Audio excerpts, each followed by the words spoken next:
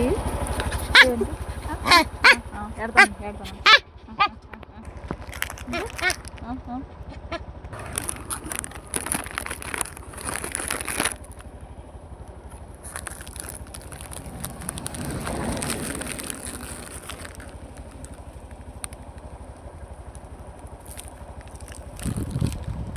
అమ్మ మా బుడ్డమ్మ వచ్చేసింది. బుడ్డి బుడ్డి బుడ్డి బుడ్డి బుడ్డి కూడా ఎట్టు తిని.